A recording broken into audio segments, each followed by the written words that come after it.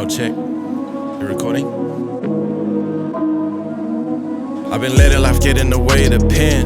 Never again. Nah, I've been running plays in the background, making no sound, but I'm back now. It's the OG, gold teeth, loud mouth. If you don't know, you about to find out about the country boy from the deep south. They never had no team. Me, my self-esteem, and my dreams. Rapping over burned CDs. The mirror didn't applaud my free, so Actually, I might just talk on this one. I feel like talking. I always want to be a rapper, right? I was like 11 years old, thinking, yeah, I'm gonna be a rapper. And then I think I was about 17, 18. I had written this song called the Cambridge Anthem. And there was this OG DJ in Cambridge, his name was Twisty. And I asked him, I said, do you know how to make music? I didn't know how beats were made. I thought beats were made on like turntables. He helped me make that Cambridge Anthem. That was my first song. We had the whole of Cambridge rapping that song. I held a party to film a music video for the Cambridge Anthem, and people remember that. There was like 500 of us in the Cambridge Town Hall. Yeah, that was a loose night.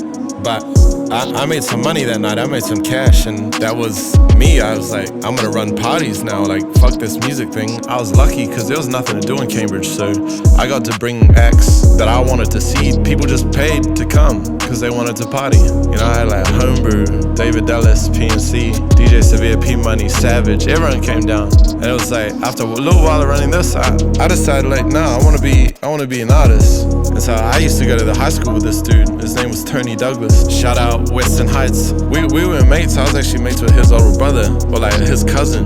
I go to Tony's and he's got the setup in this garage. And when I say in the garage, like, hey, garage. And me and Tony vibe, man. Me and Tony, I still to this day, I'm not sure there's anyone I vibe with in the studio as much as I do with Tony. Anyway, then this dude Dallas come around. I think he was going to uni with Tony at the time.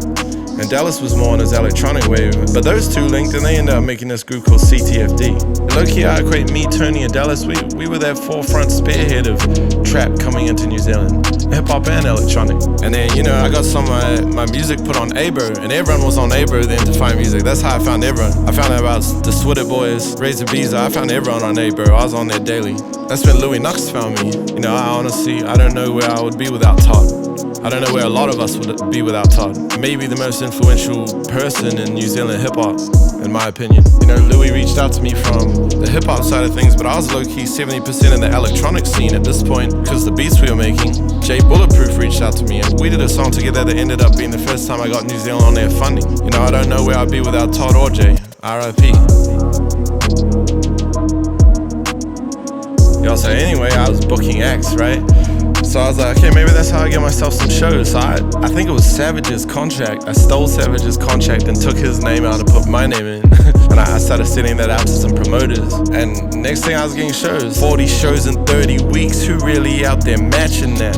You know, that quarterback's line was a real line. I think, 40 shows in 30 weeks. Next thing you know, I'm ticking off the festivals, Rhythm and Vines, New Year's Countdown at Northern Base. And 660, shout out 660. Took me on a 11-show nationwide tour, and that was a game changer for me, man. Like, Spotify was still in its fresh stages. My Spotify listeners after that 660 tour just, man, they went hard. And then I'm getting booked to open for all these internationals. One of the highlights of my entire career was opening for Mac Miller, R.I.P.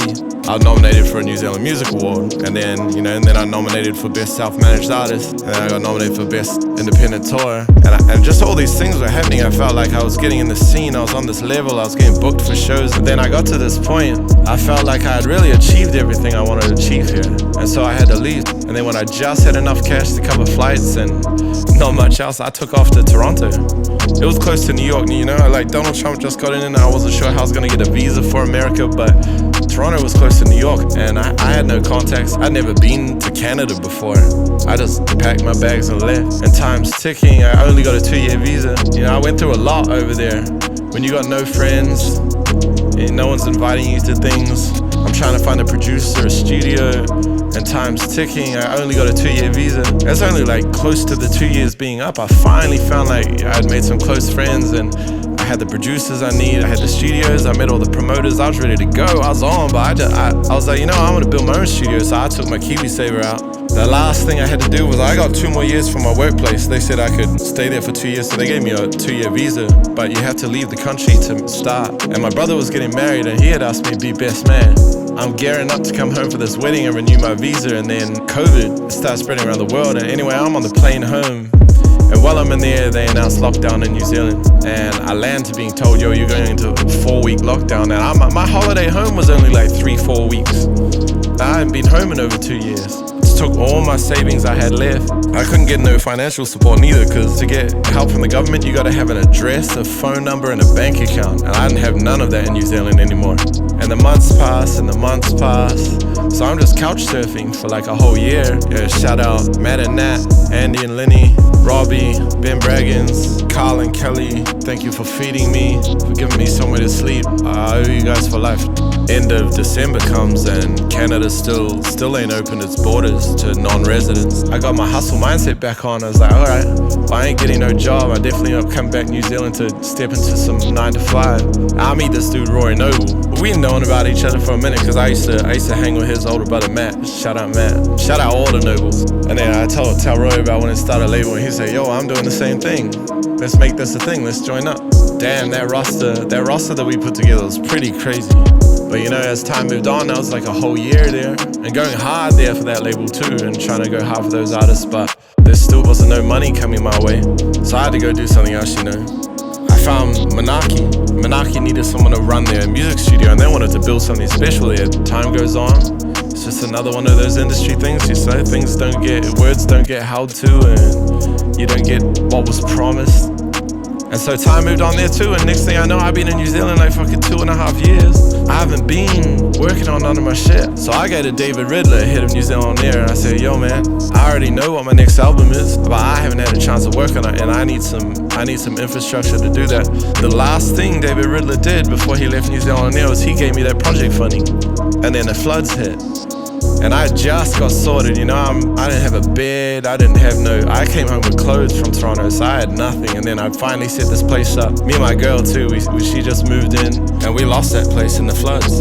And I said, you know what, finally, maybe it's time for me to go and try out this 9 to 5 thing. Wake up in the morning and go to the same place every day. And you know, so I put my CV together. Anyway, the OG Nicky Harrop said to me, would you come join us at Rhythm Method, physical distribution. Rhythm Method didn't end up being the right place for me to be either. And I was like, damn, that's three attempts in a row at going and grinding on the industry side of the music industry. And I'm sitting over here knowing how good I am at music. Western New Zealand, we are about to have a very different kind of government. I got this, I can do this. Where's this fucking industry like this, bro? Babe, I told you I'm gonna sort it out. You need to raise the antenna.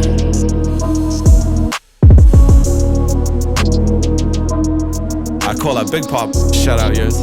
Say, yo, can I get the studio for 6 days? And he gave that to me right before Christmas. And I called up Check. I was like, yo, Check, I'm trying to finish my album in 6 days. 6 days? What's the album? It's called Maui and the Sin.